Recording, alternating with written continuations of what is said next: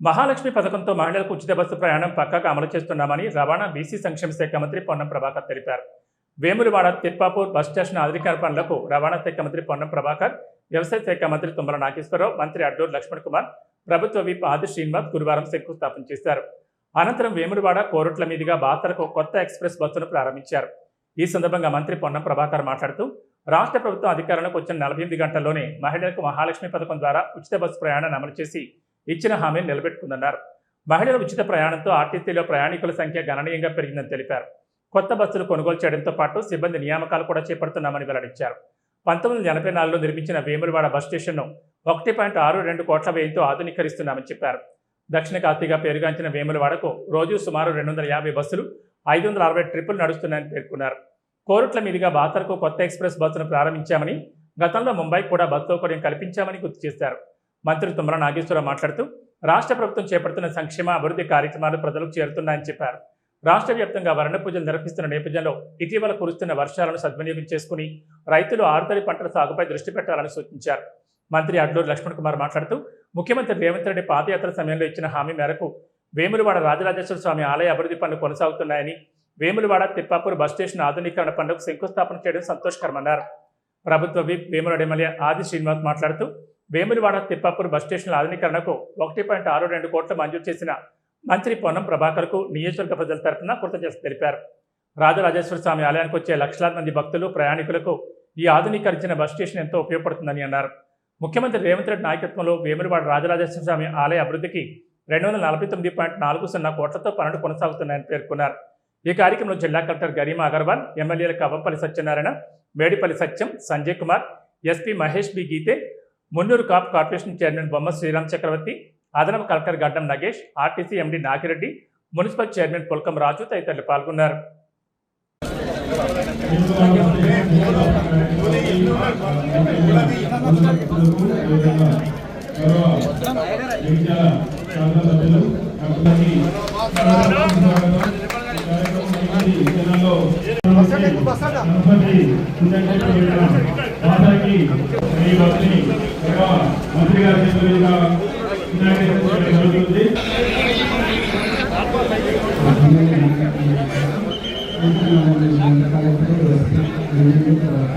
బస్సులతోటి మనం నడిపిస్తున్నాము. మన దేశంలో 3వ అత్యంత పెద్ద ఆర్టీసీ. ఇది 10,000 మహిళలు ఉచితంగా దాదాపు 2.5 సంవత్సరాల్లో 11,600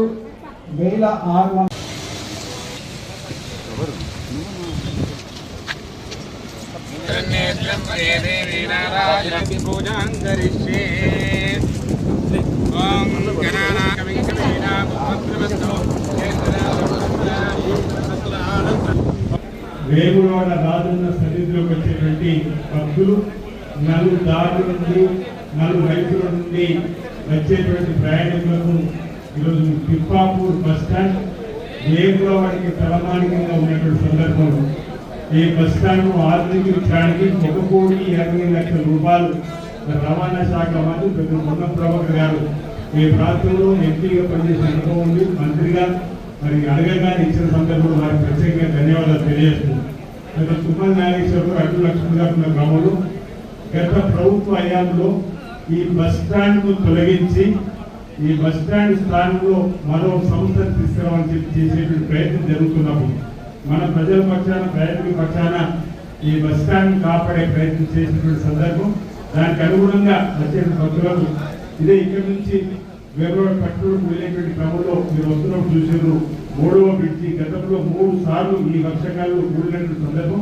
మనం వచ్చిన తర్వాత 3 నివాసులకు 6 కోట్ల పైసలు తప్పించుకొని 4 లైన్ హై లెవెల్ బ్రిడ్జిని కూడా మనం పూర్తి చేసుకుంటా ఉన్నాం. అదేవిధంగా 80 ఫీట్ రోడ్డు కూడా 47 కోట్లతో పూర్తి చేసుకుంటా ఉన్నాం. ఇంచుమించు 249 కోట్ల 40 లక్షల రూపాయలు వేల రాజన్న ఆలయాన్ని కూడా అభివృద్ధి పథకంలో తీసుకుని శ్రీ రేవంత్ రెడ్డి గారి నాయకత్వంలో ఉప ముఖ్యమంత్రి సహకారంతో, గౌరవ జిల్లా మంత్రి సహకారంతో, పొన్నం ప్రభాకర్ గారు, శ్రీధరబాబు గారు, లక్ష్మణ్ సహకారంతో మరి ఆలయాన్ని కూడా అభివృద్ధి పథకంలో తీసుకుపోతున్నాం. జిల్లా కేంద్రంగా ఉన్నటువంటి గరీబ్ అగర్వాల్ గారి వెబ్సైట్ క్రమంలో అధికారుల యొక్క వారి ఆలోచనలు కూడా కలుపుకొని వేరే రాజన్న ఆలయం గౌరవ మంత్రి ప్రభాకర్ గారు, మీ ప్రియతమ నాయకుడు మా అభిమాన మా అన్న దీపకాలు చిన్న గౌరవ శాసనసభ్యులు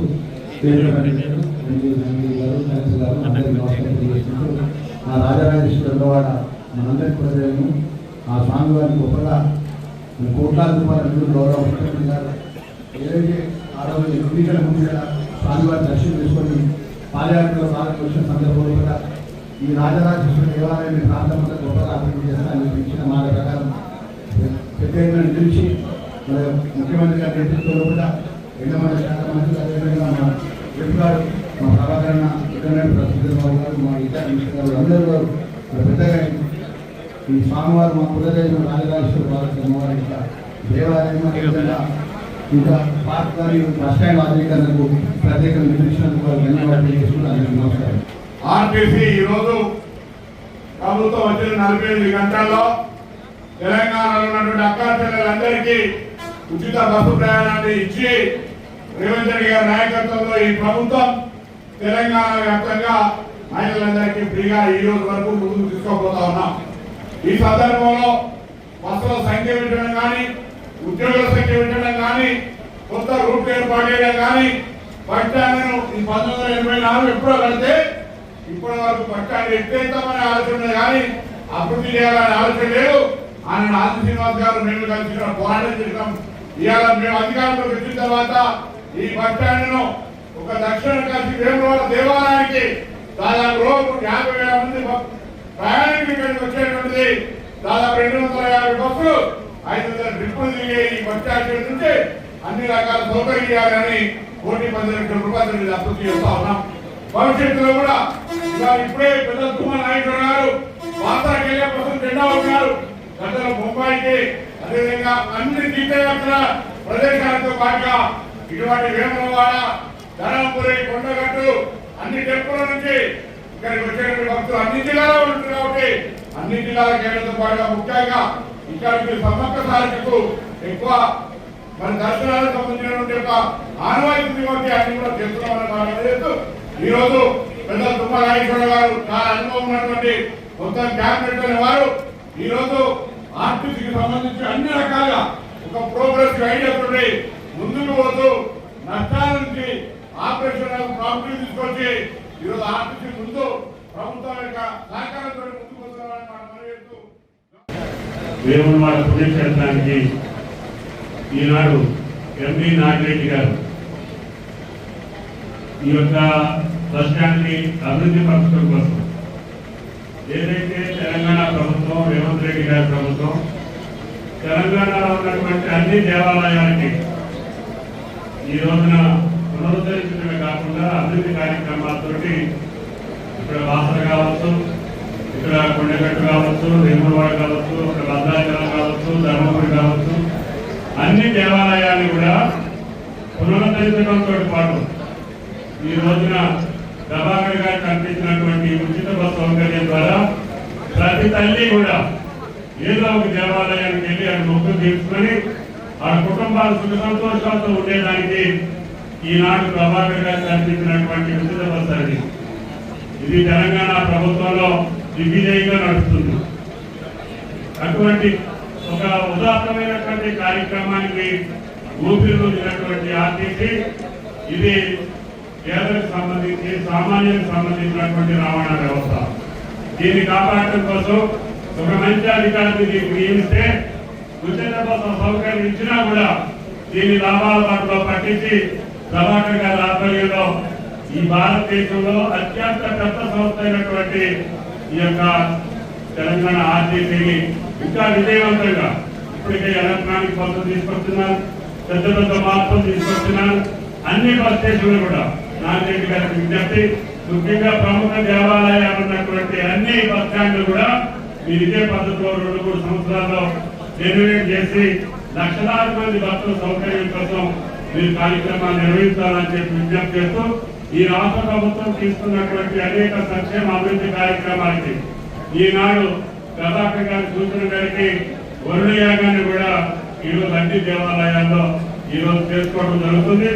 దానివల్ల 2 దినాలు ఈ యొక్క వర్షాకాలం ప్రారంభమైనప్పటికీ కూడా మన రైతాంగం కళ్ళల్లో ఒత్తులు పెట్టుకొని చూస్తున్నటువంటి వర్షం కూడా ఇవాళ నిన్న 2-3 రోజులుగా మనకి వర్షం కూడా పడుతుంది.